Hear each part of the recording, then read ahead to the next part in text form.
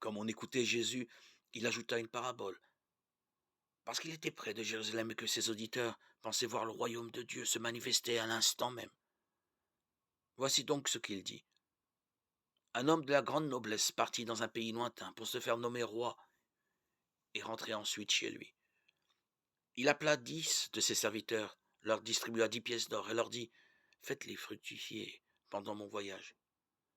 Mais ses concitoyens le détestaient et ils envoyèrent derrière lui une délégation chargée de dire: Nous ne voulons pas qu'il règne sur nous. Mais quand il revint après avoir été nommé roi, il convoqua les serviteurs auxquels il avait distribué l'argent afin de savoir comment chacun l'avait fait fructifier. Le premier se présenta et dit: Seigneur, ta pièce d'or en a rapporté 10. Le roi lui dit: Très bien, mon bon serviteur, puisque tu as été fidèle en si peu de choses, reçois l'autorité sur 10 villes. Le second vint dire: Ta pièce d'or, Seigneur, en a rapporté 5. À celui-là, le roi dit encore: Toi, tu seras gouverneur de 5 villes. Un autre encore vint dire: Seigneur, voici ta pièce d'or. Je l'avais mise de côté dans un linge. En effet, j'avais peur de toi.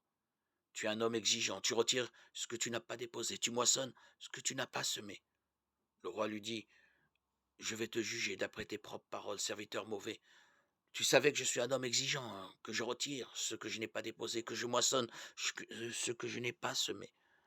Alors pourquoi n'as-tu pas mis mon argent à la banque? À mon arrivée, je l'aurais repris avec les intérêts. Et le roi dit à ceux qui étaient là: Retirez-lui la pièce d'or et donnez-la à celui qui en a 10. On lui dit: Seigneur, il en a déjà 10. Je vous le déclare. Celui qui a recevra encore, celui qui n'a rien se fera enlever, même ce qu'il a. Quant à mes ennemis, ceux qui n'ont pas voulu que je règne sur eux, amenez-les ici et mettez-les à mort devant moi. Luc 19, 11, 27.